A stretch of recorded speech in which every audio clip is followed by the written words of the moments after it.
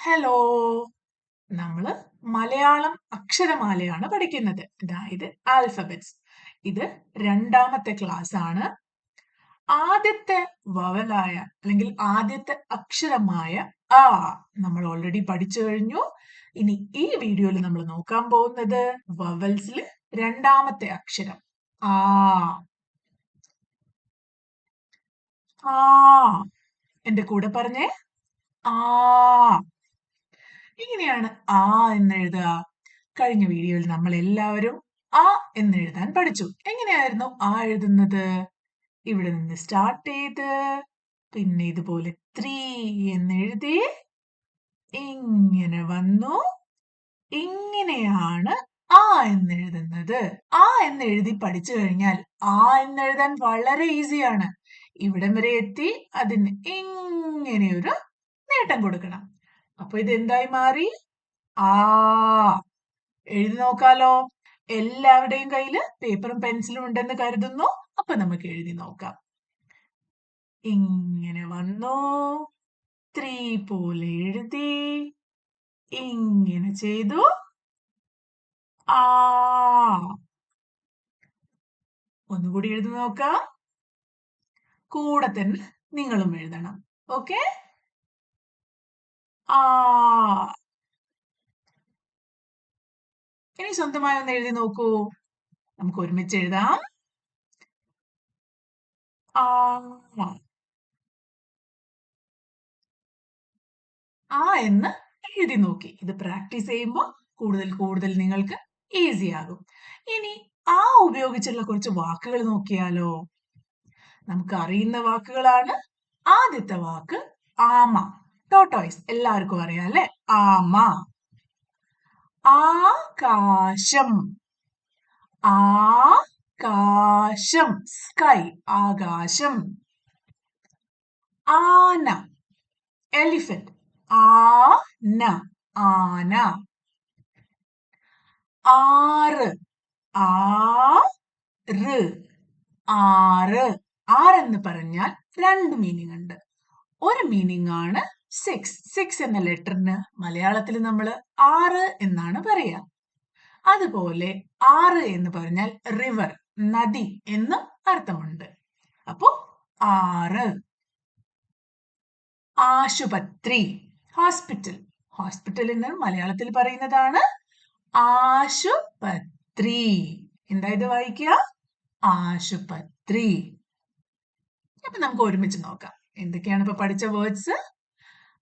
ആന, ആമ, വലിയ വേർഡ് എന്തായിരുന്നു?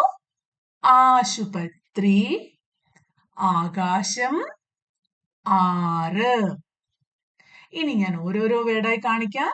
നിങ്ങൾ ഉറക്കെ അത് ഏത് വേർഡാണെന്ന് പറയണം. ഓക്കെ? ഫസ്റ്റ് വൺ എന്താണിത്? യെസ്, ആമ. ഇതോ? ആകാശം. ഇതോ? ആറ്. ആശുപത്രി. ആന. ഒന്നുകൂടി. ആന, ആമ, ആശുപത്രി, ആകാശം, ആറ്. ഓക്കെ. അപ്പോ ആ എന്നെഴുതാൻ എല്ലാവരും പഠിച്ചു. ആ ഉപയോഗിച്ചുള്ള കുറച്ച് വാക്കുകളും പഠിച്ചു. ഇനി ആ എന്നൊരു ശബ്ദം നമ്മൾ പല രൂപത്തിൽ പല വാക്കുകൾ പറയുമ്പോൾ ഉപയോഗിക്കാറുണ്ട്. ആക്ക് ഒരു മാത്രയുണ്ട്. നമ്മള് കാൽ അല്ലെങ്കിൽ പാൽ അങ്ങനെയൊക്കെ പറയുമ്പോഴും ആ ഒരു ആ എന്നൊരു ദീർഘം വരുന്നുണ്ട് അവിടെ, അല്ലേ? അതെങ്ങനെയാണ് എഴുതുക? അപ്പൊ ആക്ക് ഒരു മാത്ര അല്ലെങ്കിൽ ആക്ക് ഒരു ചിഹ്നമുണ്ട്. അതാണ് ഇത്. അപ്പൊ ഈ ഒരു സർക്കിൾ എന്ന് പറഞ്ഞാൽ ഇവിടെ ഏത് അക്ഷരം വേണമെങ്കിലും വരാം. ഇതാണ് ആയുടെ മാത്ര. എങ്ങനെയാ എഴുതുക? ആ. ഇതാണ് ചിഹ്നം. എങ്ങനെയാ എഴുതേണ്ടത്? ആ. നമ്മുടെ സി തിരിച്ചെഴുതിയ പോലെയുള്ള ചിഹ്നമാണ് ആയുടെ ചിഹ്നം. ഇനി എങ്ങനെയാണ് നമ്മൾ ഇത് ഉപയോഗിക്കുന്നത് നോക്കാം. ഇവിടെ കുറച്ച് വേർഡ്സ് തന്നിട്ടുണ്ട്. ആദ്യത്തെ വേർഡാണ് കാട്. കാട്. ക കഴിഞ്ഞതിന് ശേഷം ഈ ഒരു ആയുടെ ചിഹ്നം ഇട്ട് കഴിഞ്ഞാൽ നമ്മൾ അതിനെ കാ എന്നാണ് വായിക്കുക. ഓക്കെ, കാട്.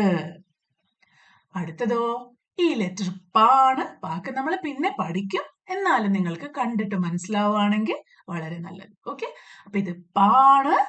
പാടെ കൂടെ ഒരു ദീർഘത്തിന്റെ ചിഹ്നം ഇട്ടിരിക്കുകയാണ്. അപ്പൊ എന്താ വായിക്കുക? പാ. ഈ വാക്കാണ് പാൽ. അടുത്തത് മാ. മായുടെ കൂടെ ആടെ ചിഹ്നം എഴുതിയിരിക്കുകയാണ്. സോ മാ.